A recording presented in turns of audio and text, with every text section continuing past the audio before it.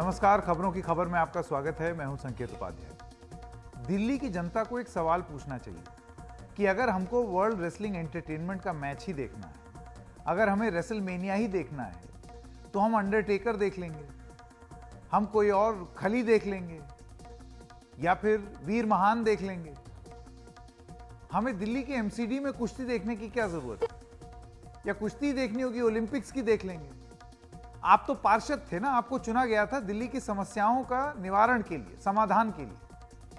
आप वहां रेसलिंग क्यों कर रहे हैं? सुबह से एमसीडी में स्टैंडिंग कमेटी को लेकर भारतीय जनता पार्टी और आम आदमी पार्टी के बीच एक टकराव जारी है और मारपीट में अब यह बदल गया है। और जिस तरीके से यह रोज और उग्र होता जा रहा है और सामान फेंका जा रहा है, अब लोगों को मारा जा रहा है, जूता उतार उतार के मारा जा रहा है, बाल नोचा जा रहा है, ये सारी शर्मसार कर देने वाली तस्वीरें दिल्ली से आई। और अब ये ताज़ा तस्वीरें आ रही हैं जो आप अपने स्क्रीन पर देख सकते हैं कि सदन की कार्रवाई एक बार फिर से शुरू की जा रही। ये पूरा मसला था स्टैंडिंग कमेटी, जो कि एक मेन कमेटी होती है जो कि दिल्ली की म्यूनिसिपैलिटी के फैसले लेती है।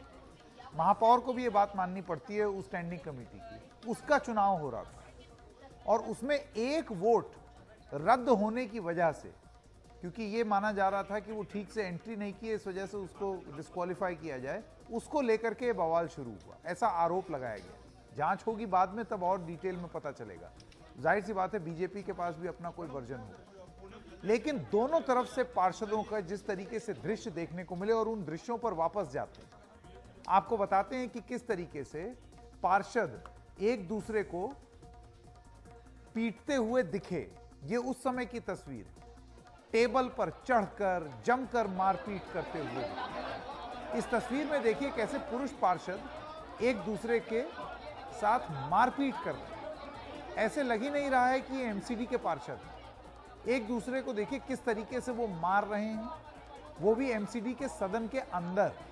हाउस है ये, जनता ने चुन करके भेजा है इन प्रतिनिधियों को। इन सबको पता है कि सारा कुछ रिकॉर्ड हो रहा है और पूरा देश इसे देखेगा। बावजूद इसके किसी को कोई फर्क नहीं पड़ता। धक्का मुक्की छोड़िए, एमसीडी के पार्षद तो एक दूसरे को घूंसे और मुक्के भी मार रहे हैं, जैसे कि अब आप देखेंगे इन तस्वीरों में। ये देखिए, इसीलिए मैंने बोला ये कुश्ती चल रही है, कुश्ती का मैच चल रहा है। लात घूंसा, स्टेज से नीचे पटक देना, गिरा देना लोगों को, मुक्के मारना, कोहनी मारना, बाल नोचना। इस दौरान एक काउंसलर बेहोश जैसे हो गए। आप तस्वीरों में देखिए कैसे एक ज्यादा उम्र के पार्षद, अभी थोड़ी देर में आप स्क्रीन पर देखेंगे, वो आ जाएगा, उनका हाल क्या हुआ। इस पूरी मारपीट के दौरान वो गिर पड़े। कोई उनको पंखा झुला रहा है, कोई तलवे पर मालिश कर रहा है। राहत की बात यह है कि बाद में उनको होश आ गया। ये सारी चीजें नगर निगम का जो ऑफिस है उसके अंदर हो रही। अब इस तस्वीर को देखिए, क्या हालत है एमसीडी के सदन के अंदर की। शायद ही दिल्ली की जनता ने सोचा होगा कि उन्होंने क्या इसलिए पार्षदों को चुना है। ये तस्वीरें हैं कुछ जो हम आपके सामने रख रहे हैं। ये दिल्ली की चुनी हुई महिला पार्षद हैं जो अब थोड़ी देर में आपको स्क्रीन पर दिखाई दें। ये महिला पार्षदें जो हैं, ये भी एक दूसरे से लड़ रही हैं। कोई परवाह नहीं है कि जनता क्या सोचेगी इनके बारे में। खुलेआम लड़ाई हो रही है। अब आपको दिखाते हैं एमसीडी के सदन में जो मारपीट हुई, उससे महिला पार्षद जो हैं वो घायल भी हुई। अलग अलग पार्टी, अलग अलग दल के, बीजेपी में कुछ, आम आदमी पार्टी में। तो ये जैसे कि आप देख सकते हैं एक पार्षद अपने घाव दिखा रही हैं कि इस पूरी लड़ाई में वो चोटिल हुई, उनको चोट लगी। सवाल सीधा सीधा यही है, और शरद शर्मा और रवीश रंजन शुक्ला के पास जाने की कोशिश करेंगे। रवीश रंजन हमारे साथ जुड़ गए हैं कि क्या इसलिए चुना था इन पार्षदों को? 3 महीने से ज्यादा हो गए चुनाव के। रवीश रंजन शुक्ला हमारे साथ जुड़े हैं। रवीश, अगर आप ये बताना चाहें कि भारतीय जनता पार्टी की तरफ से क्या दलील दी जा रही है, क्योंकि आम आदमी पार्टी का वर्जन तो हमने सुन लिया कि वो एक वोट डिस्क्वालीफाई हुआ, उसकी वजह से ये सब हुआ है। आज देखिए संकेत, बीजेपी का अभी ये कहना है कि उसके 10 पार्षद घायल हुए हैं और अभी नया अपडेट ये है कि आतिशी के खिलाफ ये लोग एफआईआर दर्ज करवाने गए हैं। दूसरी बात ये बीजेपी का कहना है कि चुनाव आयोग की एक तकनीकी जो कमेटी है उसके अंतर्गत ये पूरा जो चुनाव है ये हो रहा था और बीजेपी के मुताबिक उस चुनाव आयोग की जो तकनीकी कमेटी है उसने जो मेयर को रिजल्ट सौंपा है उसमें तीन आम आदमी पार्टी के जीते हैं और 3 बीजेपी के लोग जीते हैं, ये बीजेपी का कहना है। और बीजेपी का ये भी आरोप है कि जब वो तकनीकी कमेटी ने सौंप दिया उनको अपनी रिपोर्ट और अपना रिजल्ट, उसके बाद में मेयर ने एक जो मत है उसको अवैध करार दे दिया और उस मत को अवैध करार देने से अब रिजल्ट जो है वो 4-2 का आ सकता है। तो इसी के चलते बीजेपी अब रीकाउंटिंग को भी तैयार नहीं है, क्योंकि उसका ये कहना है कि तकनीकी कमेटी यहाँ से जा चुकी है और अब इस तरीके का नहीं हो सकता है। उसका ये कहना है या तो फिर दोबारा चुनाव करवाया जाए नए सिरे से, तो ये बीजेपी का कहना है। लेकिन आप जो बात कर रहे थे, मुझे तो संकेत अब ये लग रहा है कि मारपीट की जितनी भी विधाएं होती हैं वो इस एमसीडी सदन के अंदर हुआ है। पैरामिलिट्री फोर्स से लेकर दिल्ली पुलिस के तमाम सारे सैकड़ों लोग अंदर मौजूद हैं। जहां पर पार्षदों को होना चाहिए, नेताओं को होना चाहिए, वहां इस वक्त पैरामिलिट्री फोर्स और पुलिस के लोग मौजूद हैं। मुझे यह भी लगता है कि चूंकि अप्रैल में फिर से चुनाव होगा, बार मीटिंगें होंगी, तो दोनों ही पार्टियों को, आम आदमी पार्टी को भी और बीजेपी को, दोनों ही पार्टियों को अपने अपने पार्षदों को ट्रेनिंग देनी चाहिए कि कैसे लड़ा जाए, कैसे बचा जाए लड़ाई से। क्योंकि हालात इस तरीके से बन रहे हैं और बहुत ही शर्मसार कर देने वाली तस्वीरें हैं कि जिस तरीके से मारपीट हो रही है, झगड़ा लड़ाई हो रही है, क्या मतलब रह जाता है। इसीलिए दिल्ली के लोगों ने रविवार के दिन लाइनों में खड़े होकर अपना वक्त बर्बाद किया था ये पार्षदों को चुनने के लिए। तो ये एक बहुत बड़ा सवाल है और कहीं ना कहीं अब ये जो सियासी जो जंग है वो अब हाथापाई तक का बिल्कुल सबसे अहम सवाल यही है कि पहले कचरा फेंकने से हुआ, फूल फेंकने से हुआ, और फूल कोई सम्मान में नहीं फेंके जा रहे थे, मार मार के वो बुके फेंके जा रहे थे। बार बार हम आपको तस्वीरें दिखाते रहेंगे, ये ताज़ा तस्वीरें हैं, फ्रेश पिक्चर्स आ रही हैं, क्योंकि अभी सदन की कार्रवाई स्थगित नहीं हुई है, ये नारेबाजी लगातार चल रही है।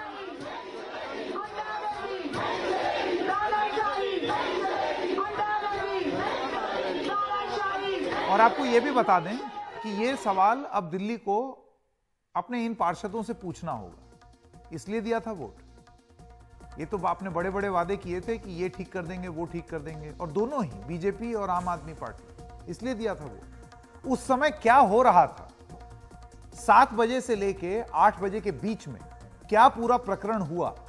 शरद शर्मा हमारे सहयोगी एमसीडी हाउस के अंदर थे और उन्होंने घूम घूम करके पूरी जानकारी हमको दी। आइए आपको सीधे बताते हैं कि उस समय क्या हो रहा था। शरद की ये रिपोर्ट देखिए। बीजेपी के पार्षद चढ़ गए थे और उस पर बीजेपी के पार्षद चढ़ गए थे और जो सिक्योरिटी थी उसने बचाकर मेयर को वहां से निकाला। फिर तोड़फोड़ शुरू हुई और मारपीट शुरू हुई है पार्षदों के बीच में, जिनको अभी जो सिक्योरिटी है वो बाहर लेके जा रही है।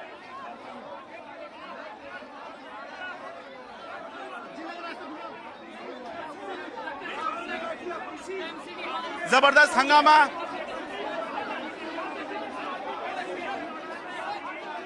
इस समय एमसीडी में चल रहा है।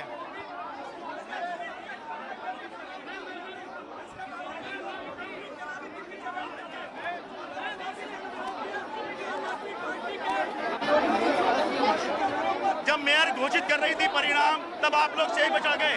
बीजेपी पार्षद हैं रवि नेगी, रिकाउंटिंग कर रही थी जबरदस्ती। हमने कहा जब हमारा कैंडिडेट जीत रहा था, उसको जानबूझकर उसको हराया जा रहा था, बार बार निगम के अधिकारी कह रहे थे हम साइन नहीं करेंगे इस पे, जबरदस्ती दबाव बढ़ाकर साइन कराए जा रहे थे। लेकिन तोड़फोड़ की गई है, मारपीट जब करी गई, जब हमने कहा कि भाई रिकाउंटिंग नहीं होगी, जबरदस्ती पीछे अधिकारियों को रिकाउंटिंग कराई जाएगी, उसका हमने विरोध किया। इनके पार्षदों ने हमारे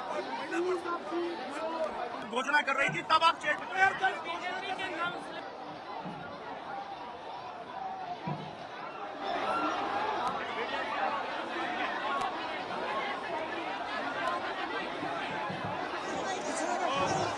अभी बहुत जबरदस्त हंगामा है एमसीडी के हेडक्वार्टर में फिलहाल अभी पुलिस जो है वो व्यवस्था बनाने की कोशिश कर रही है, लेकिन ये मारपीट कर रहे हैं, ये किस तरह का व्यवहार है, तोड़फोड़ कर रहे हैं, ये किस तरह का व्यवहार है।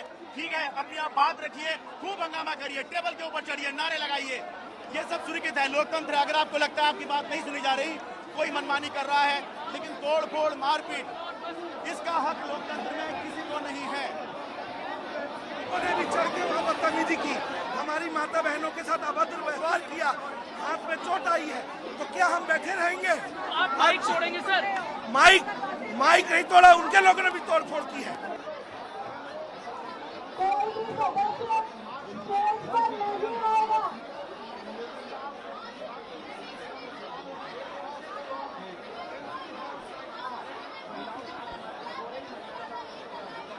अब देखिए, ये सदन है और अभी भी यहाँ पर धक्का मुक्की चल रही है। दूसरे एंगल से दिखाता हूँ आपको, पीछे आइए।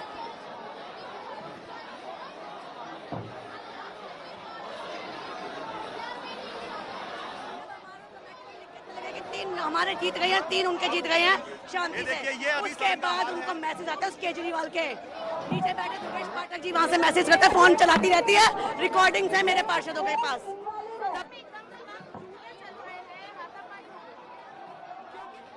चल रहा है, एक पार्टी को लेकर चल रहा है। जब रिजल्ट वो डिक्लेयर कर गए तो वो क्यों नहीं बोलती? रिजल्ट बना बैठा अनाउंस नहीं करती, उसके बाद अनाउंस करती है झगड़े के लिए। क्या नाम है आपका? मेरा नाम मीनाक्षी शर्मा, अनारकली वार्ड 208 से नगर सेविका हूँ, पर उनके पार्षद ने बदतमीजी करी है, छोड़ूंगी नहीं मैं। आप सदन की सीधी तस्वीर देखिए कि सदन के स्टेज पर एक पार्षद दिखाई दे रहे हैं जिनकी तबीयत खराब हुई है या इनको चोट लगी है, अनकॉन्शियस हो गए हैं, बेहोश हो गए हैं। तिलक नगर के पार्षद हैं, शायद का नाम अशोक कुमार मानू है, और अभी सभी आम आदमी पार्टी के और जो दूसरे विधायक और पार्षद हैं वो कोशिश कर रहे हैं कि इनकी स्थिति में सुधार आए। एक पुरुष पार्षद एक महिला पार्षद के साथ बदतमीजी कर रहा था, हाथापाई कर रहा था। कम से कम ये तो नहीं होना चाहिए पुरुष पुरुष के साथ ही हाथापाई कर ले, महिला को महिला के साथ करने दे। तो जैसा कि मैं बता रहा था आपको, एक दूसरे एंगल से आपको दिखाने की कोशिश करता हूँ। निगम सदन के अंदर हम एमसीडी हेडक्वार्टर में 5वें फ्लोर पर हैं और 4थे फ्लोर पर जो सदन है वो स्थित है, वहीं पर मारपीट हुई है, वहीं पर जाने की कोशिश करते हैं।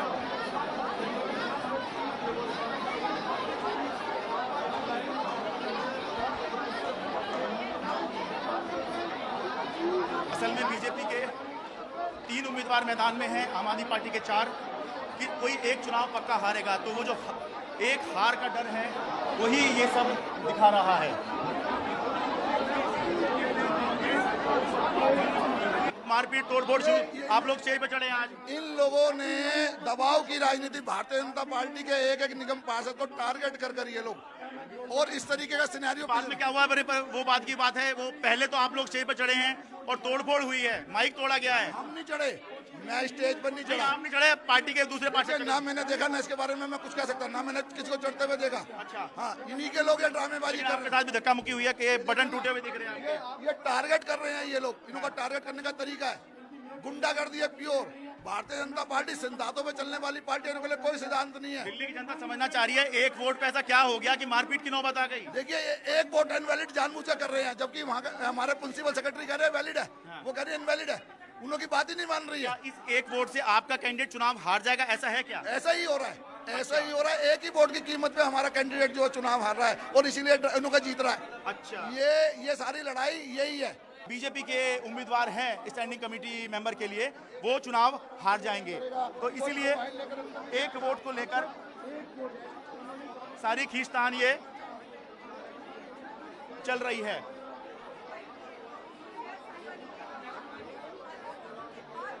तो ये अभी फिलहाल मैं आपको यहीं से दिखा देता हूं, यहाँ पे सिक्योरिटी लगी हुई है।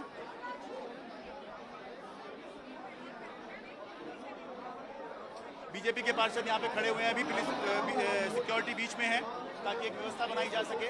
पिछले 2 घंटे से जो सदन में चल रहा था, आपने वो क्यों नहीं देखा? मैंने सब दिखाया हुआ है, सब दिखाया हुआ है, आपकी आपत्ति सब दिखाई हुई है। आप एक वोट को लेकर आपत्ति करें, सब दिखाया मैंने। 3 सीटें बीजेपी को मिली, 3 आम आदमी पार्टी को। क्या हक था उन्हें एक वैलिड वोट को इनवैलिड करार करने के लिए? जब इलेक्शन कमीशन से आई टेक्निकल टीम ने उनको रूल बुक भी दिखाई, वो रूल बुक को ऐसे बंद कर रही हैं। ये आपने नहीं देखा?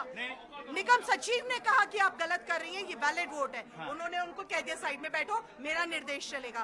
कमिश्नर साहब को कह दिया और सब वहाँ पे मुंह लटका के ऐसे ऐसे करके बैठे हैं। क्या आपको वो नहीं दिखा? कभी कह रही है मैं रिकाउंटिंग कराऊंगी। अरे जब तुम लोगों ने काउंटिंग की है तो तुम इसका मतलब रिकाउंटिंग का मतलब ये है कि अब कई धांधला जो है काउंटिंग के अंदर करना चाहते हो। सारी बात रिकाउंटिंग की सारी बातें सही है तो ये सवाल क्यों? नहीं, मैं तोड़-फोड़ और मारपीट वाली बात कर रहा हूं। तोड़-फोड़ और मारपीट भी सिर्फ एक मिनट, तोड़-फोड़ और मारपीट भी सिर्फ आप एक तरफा देखना चाहते हो। एक तरफ से उनकी भीड़ चढ़ ली और धक्का देके, जब वो इतने शांतिपूर्वक बैठे थे तो क्यों पिछले 1.5 घंटे से उनकी महिलाएं पक्ष वाली साइड छोड़कर विपक्ष के डेस्क के आगे खड़ी थी? मैं एक बेसिक सा सवाल आपसे पूछना चाहती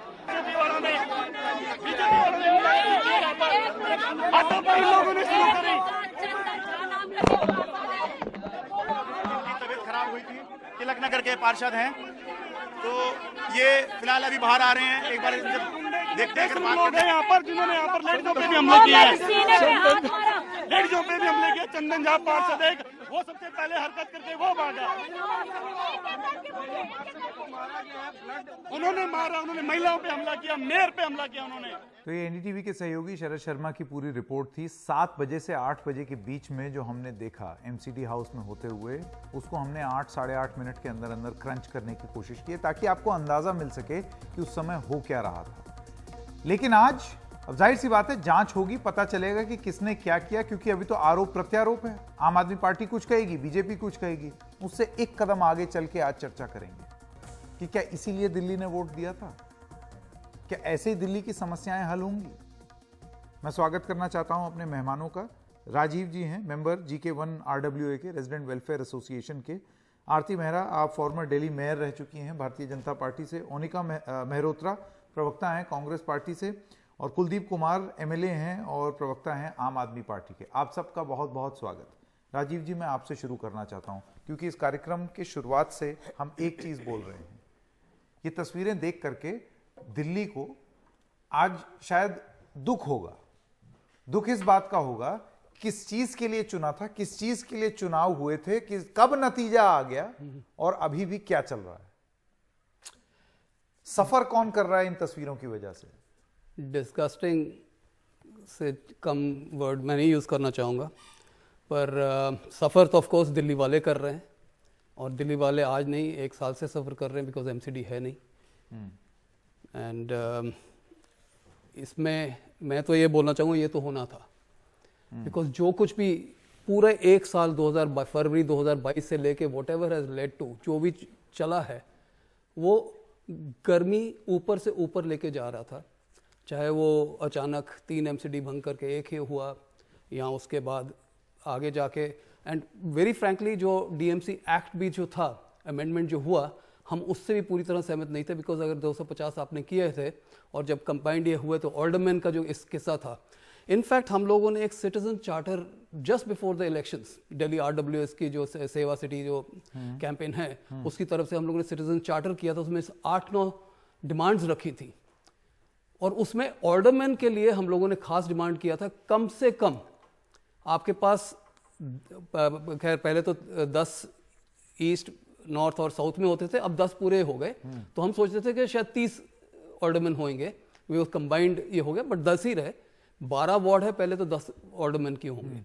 उसके बाद जब ऑर्डरमैन हुआ, अब मैं ऑनरेबल LG सर के लिए भी बोलूँगा, उन्होंने भी थोड़ा सा ये किया, बिकॉज ऑर्डरमैन जो है उन लोगों ने पूरा गेम किया है।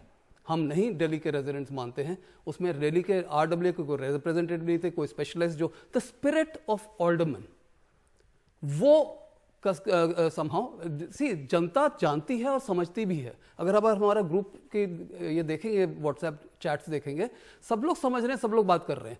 उसमें हम ये भी बोलते हैं यस, जो पावर में है वो अपनी यूटिलाइज करेगा, ठीक है। और उसके बाद हम बात करते हैं कि हम लोग किस तरह से सफर कर रहे हैं जी। हम लोग बहुत ज्यादा सफर कर रहे हैं। मैं आऊंगा थोड़ा डिटेल में। आप अपने ऑर्डरमैन, जो लोग नहीं जानते हैं, आप ये समझिए कि नॉमिनेटेड काउंसलर होते हैं, उसको ऑर्डरमैन कहा जाता है।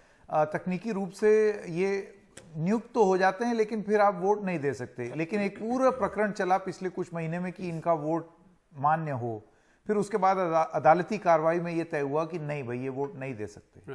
तो ये महीने भर तक चला, कई महीनों तक, फिर अब ये बवाल चल रहा है। तो आरती जी, एक बड़ा सवाल ये है कि दिल्ली क्या अब अपनी एमसीडी का चुनाव करने के बाद अब हम क्या साल डेढ़ साल तक ये चुनाव ही कराते रहेंगे? कभी इस वोट में ये पेंच, कभी उसमें ये पेंच, और तो रोज कुछ ना कुछ पारा और बढ़ता चला जा रहा है। पारा कौन बढ़ा रहा है? यही तो मेरा सवाल है। मैं यही बताना चाह रही हूं आपको, वो लोग जो जिटरी हैं, इतना दुर्भाग्यशाली और शर्मनाक है।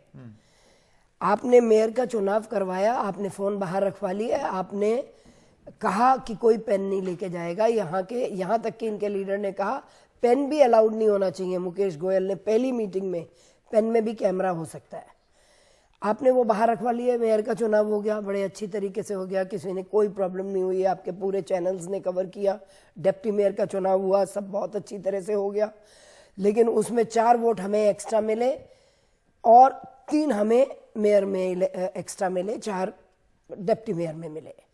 उससे ये फिर हैरान परेशान और घबरा गए और इन्हें ये लगा कि क्योंकि स्टैंडिंग कमेटी, इसमें तो हमारे पास बहुत मार्जिन था, लेकिन स्टैंडिंग कमेटी में इतनी क्लोज फाइट है और बीजेपी के बनने की बहुत संभावना है, तो इसलिए कैमरे में ले जाके करेंगे।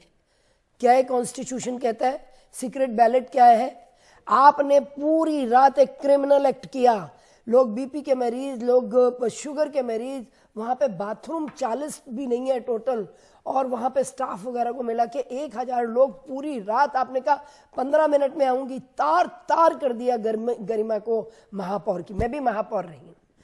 कोई एक इंस्टीट्यूशन की इज्जत होती है। हम वहां पे, मैं वहां पे आरती मेहरा के नाते नहीं बैठी कभी भी।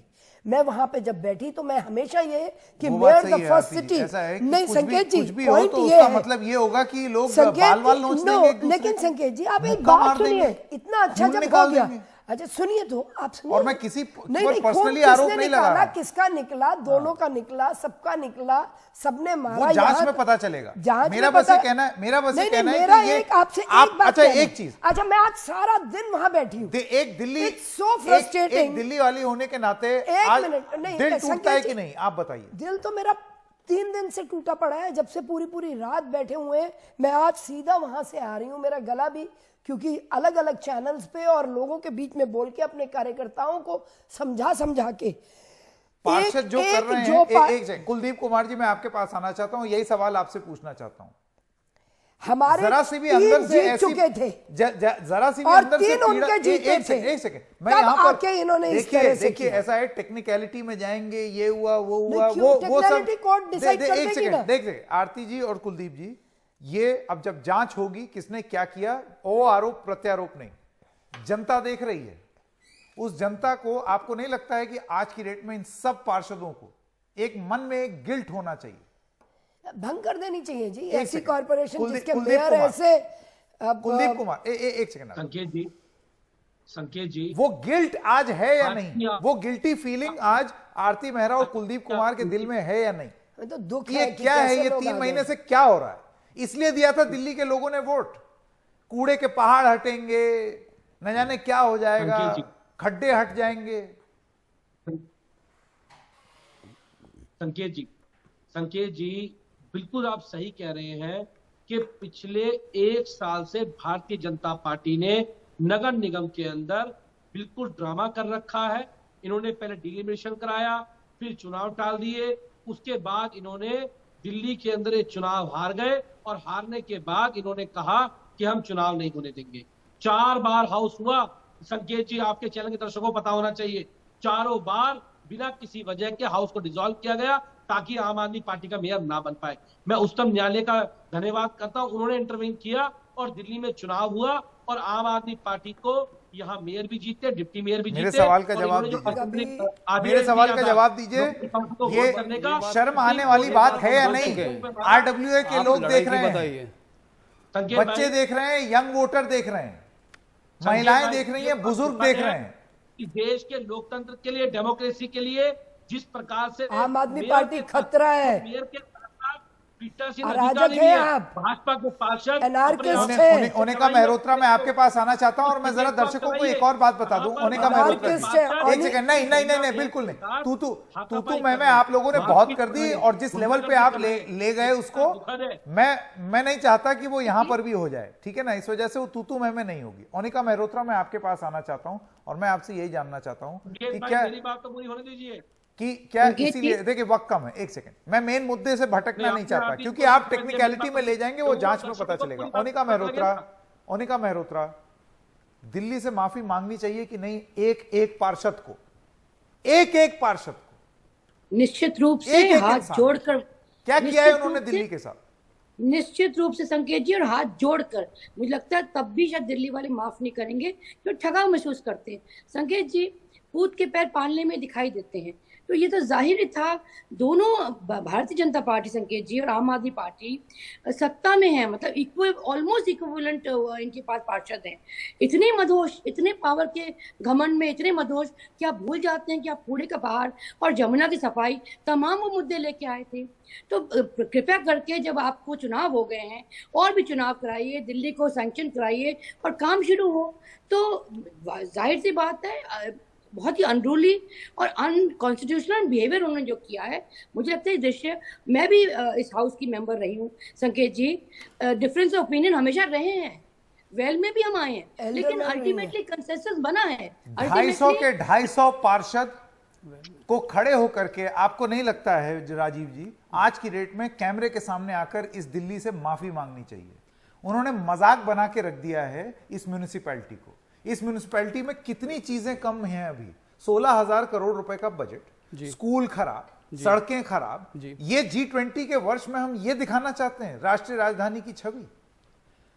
और क्या क्या खराब है आप मुझे ये बताइए। मेन मुद्दे पे आते हैं ना, देखिए पेच टेक्निकल, ये वोट वो वोट, इसमें तो नेता लोग उलझा देंगे।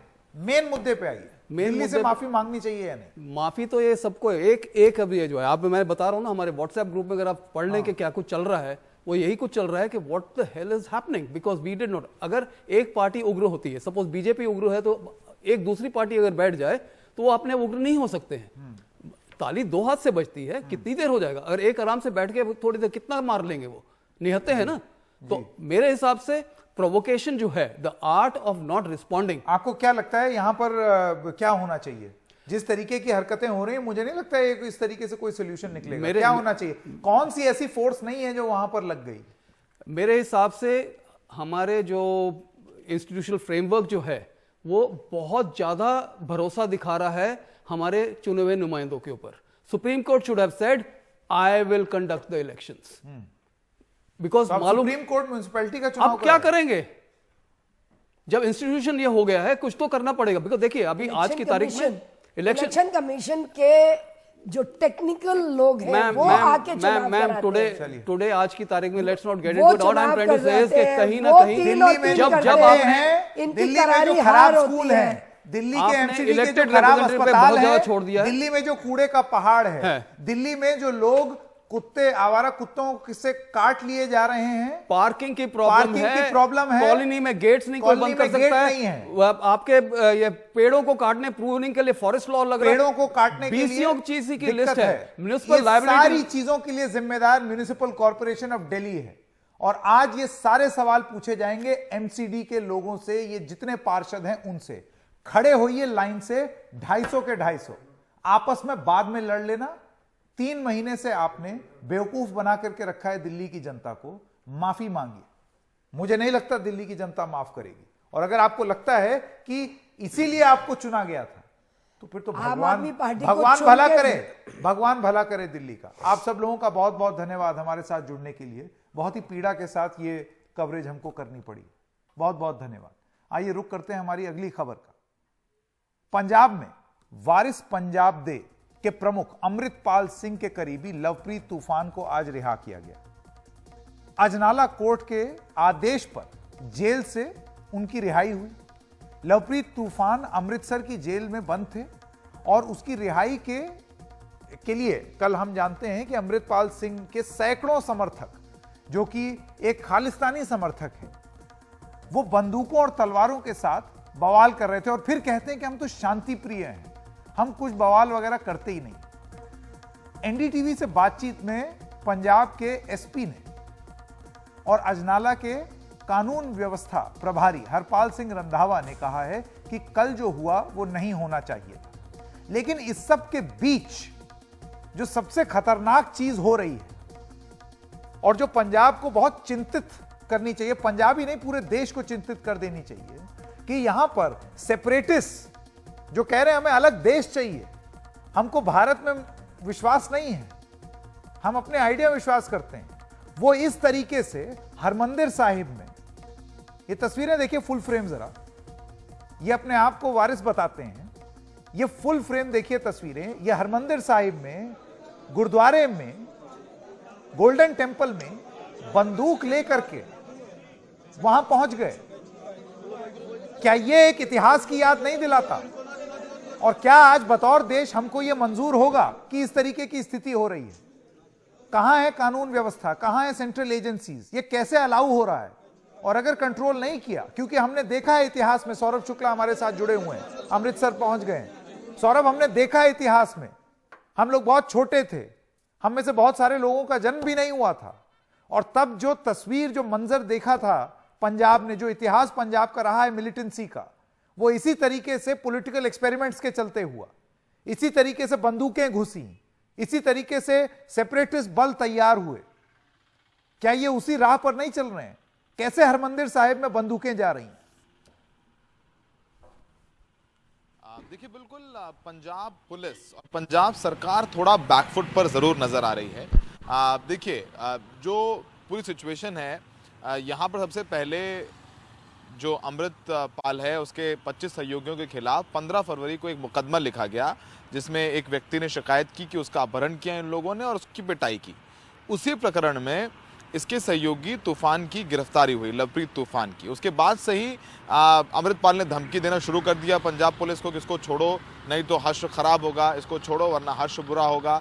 और 21 तारीख को इसने आह्वान किया अपने सारे समर्थकों से कि वो अजनाला पुलिस स्टेशन पहुंचे, और यही हुआ। कल अजनाला पुलिस स्टेशन पहुंचे और उन्होंने पंजाब पुलिस की उस थाने में धावा बोल दिया। उस वक्त उनके पास लाठी, डंडे, तलवारें, बंदूकें सब मौजूद थे। उन्होंने पुलिस को पीटा, पत्थर चलाए पुलिस पर, यहाँ तक कि पुलिस के एक डीएसपी भी घायल हुए। तलवारों से भी पुलिस वालों पर हमला किया गया। 6 से 7 पुलिसकर्मी गंभीर रूप से भी घायल हुए, जिनको चोटें आई हैं, अस्पताल में इलाज चल रहा है। लेकिन पंजाब पुलिस ने एक्शन नहीं लिया।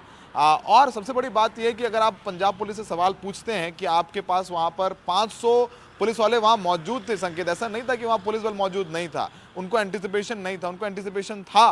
वहाँ पे 500 से 600 पुलिसकर्मी मौजूद थे, बख्तरबंद गाड़ियाँ थी, दंगा निरोधक व्हीकल होता है, वज्र वाहन था, आंसू गैस के गोले थे, वाटर कैनन थे, सब थे, लेकिन नहीं चलाया। पुलिस का कहना है कि इसलिए नहीं चलाया क्योंकि जो अमृतपाल है वो अपने साथ में गुरु ग्रंथ साहिब की पालकी लेकर के आए थे, तो वो बेअदबी हो जाती। गुरु ग्रंथ साहब की इज्जत रखने के लिए उन्होंने कोई कार्रवाई नहीं की, और ये बहुत गलत प्रेसिडेंट है कि कल को कोई और गुरु ग्रंथ साहब को आगे करके या किसी रामचरितमानस को आगे करके या कुरान को आगे करके कानून व्यवस्था को अपने हाथ में ले ले। और सोचिए कि कितने घंटों तक पुलिस थाना कब्जे में रहा उन प्रो खालिस्तानी अमृतपाल पर, वो वहाँ पे भाषण देता रहा, और फिर एंड में पुलिस को झुकना पड़ा। पुलिस ने कहा कि हम लवप्रीत को छोड़ेंगे और एक एसआईटी फॉर्म करेंगे। अगर आप ये कह रहे हैं कि एफआईआर में सारे आरोप झूठे हैं उसकी जांच के लिए, इसके बाद तो सौरभ सोचिए हुआ क्या? आज पुलिस को कोर्ट में लिख करके देना पड़ा। सौरभ, इस सब के बाद हुआ कुछ क्या? नहीं। इस सब के बाद ये हुआ कि वो गए गोल्डन टेंपल हथियारों के साथ, रिवॉल्वरों से लैस। बिल्कुल बिल्कुल, और उसकी नुमाइश की गई, और वो पूरे विश्व ने देखा कि आप क्या संकेत दे रहे हैं। और उससे सोचिए, उससे ठीक 1 घंटे पहले गौरव यादव जो डीजीपी हैं पंजाब के, प्रेस कॉन्फ्रेंस करते हैं और कहते हैं कि हमने वीडियोस में लोगों को आइडेंटिफाई किया है जिन्होंने कानून को हाथ में लिया, उन पर हम सख्त कार्रवाई करेंगे, एक सख्त संदेश देंगे। और ऐसे में ये बहुत मुश्किल होगा पंजाब पुलिस के लिए भी। अगर वो कार्रवाई करते हैं अमृतपाल पर तो वो भी फंसते हैं, क्योंकि उसका एक अलग फॉलोइंग शुरू हो गया है। कनाडा में, ब्रिटेन में, यूएस में, यूके में, हर जगह उसको सपोर्ट मिल रहा है। जो प्रो खालिस्तानी ग्रुप से वो एक्टिवेट हो गए हैं। हैंडल करना पड़ेगा, और उसमें सारी एजेंसीज को और नहीं करेंगे तो फिर सख्त संदेश नहीं जाएगा। बिल्कुल नहीं करेंगे तो सच संदेश नहीं जाएगा। तो पंजाब पुलिस के लिए बहुत स्लिपरी पिच है अभी आगे। आपकी रिपोर्टिंग का इंतजार रहेगा। बहुत बहुत धन्यवाद सौरभ शुक्ला इस सब तमाम जानकारी के लिए। ये ठीक नहीं हो रहा है जो तस्वीरें देखने को मिल रही। शायद सबको चिंता होगी, सेंट्रल एजेंसीज को भी और जो पंजाब पुलिस है उसको भी, क्योंकि इसी तरीके से शुरुआत होती है और भगवान ना करे इतिहास दोहराया जाए इस पंजाब में। बड़ी मुश्किल से मिली है ये शांति। एक छोटे से ब्रेक के लिए रुक रहे हैं। ब्रेक के बाद एक और खबर, ये एक अच्छी खबर है क्योंकि दो ऐसी खबरें दी जिससे मन दुखी हुआ। तो ब्रेक के बाद आपको एक अच्छी खबर दिखाएंगे।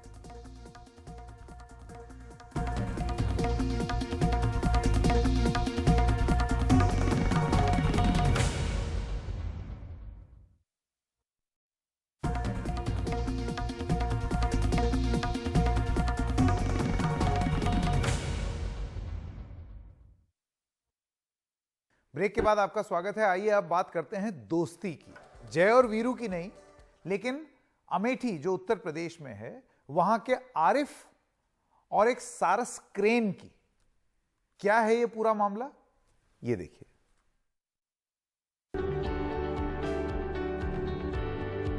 पिक्चर में जय और वीरू की दोस्ती तो सदाबहार है, लेकिन इंसान ने जानवरों में भी साथी ढूंढे हैं। कुत्ते से दोस्ती की है, बिल्ली से की, तोते से भी की है और गाय बैल से भी एक दोस्ती का रिश्ता रहा है। लेकिन क्या कभी सुना है कि इंसान ने खुले आसमान के नीचे एक सारस से दोस्ती कर ली? आपको आज एक ऐसे ही व्यक्ति से मिलाते हैं। ये रहे आरिफ। अमेठी के बाशिंदे हैं। कुछ दिन पहले एक सारस पक्षी को चोटिल पाया और उसका घर जाकर इलाज किया। आरिफ ने सोचा अब सारस उड़ के चली जाएगी, पर सारस ने सोचा ये दोस्ती निभाई जाए। कभी कभार इसके दोस्त लोग आ जाते हैं तो ये छुप जाता है घर के अंदर जाके। उनके साथ जाता नहीं है कभी।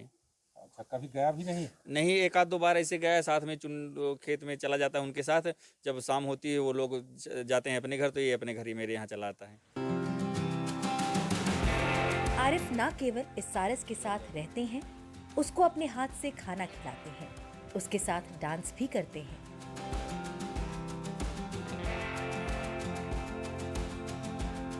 और यही नहीं, कभी आरिफ काम से बाहर चले जाए तो सारस भी पीछे पीछे हवाई सर्वेक्षण करते दिखती हैं। दोस्ती हो तो ऐसी।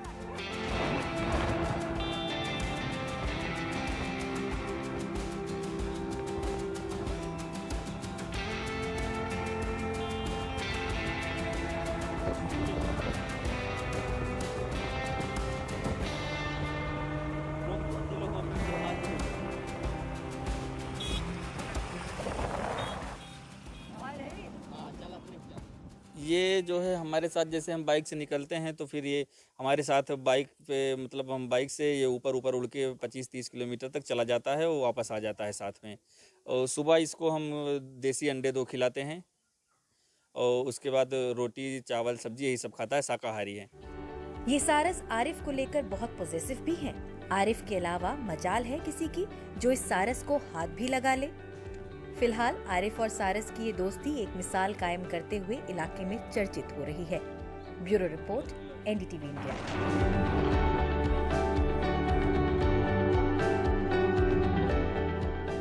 तो खबरों की खबर में आज इतना ही। नमस्कार।